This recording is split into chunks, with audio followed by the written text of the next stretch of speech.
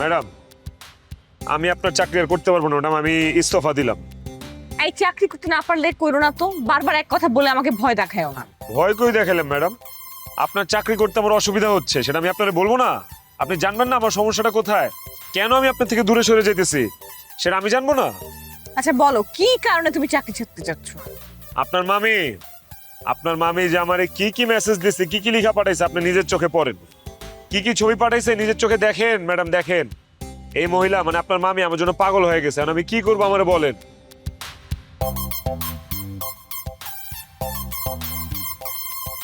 প্রেম শুরু করে দাও, তোমার কাছে তো আর কোনো অপশনই নেই। আমি কোনো চরিত্রহীন মানুষের সাথে প্রেম করতে পারবো না। তাছাড়া আমার বান্ধবী আছে, এই কথা আমি আপনার আগেই বলছি। এখন আমি কি করব ম্যাডাম, কি করব বলেন? আমি জানি না, তোমার যদি চাকরি করতে ইচ্ছে না করে তুমি চাকরি ছেড়ে দাও। আর যদি মামির সাথে সম্পর্ক করতে ইচ্ছে করে সেটাতেও আমার কোনো প্রবলেম নেই, কারণ মামির সাথে মামার কোনো সম্পর্ক নেই। মামা যখন বাসায় ফিরবে সাথে সাথে তাদের ডিভোর্স হয়ে যাবে। সো মামির সাথে আমার কোনো সম্পর্ক আলটিমেটলি থাকবে না। তো যেই মহিলার সাথে আমার কোনো সম্পর্কই থাকবে না তাকে নিয়ে ভাবার কোনো ইচ্ছাও আমার নাই। আমি ভাবতাম এই দুনিয়ায় আপনি আমার একজন শুভাকাঙ্ক্ষী, এখন দেখতেছি আপনি আমার বিপদে ফেলতে চাইতেছেন।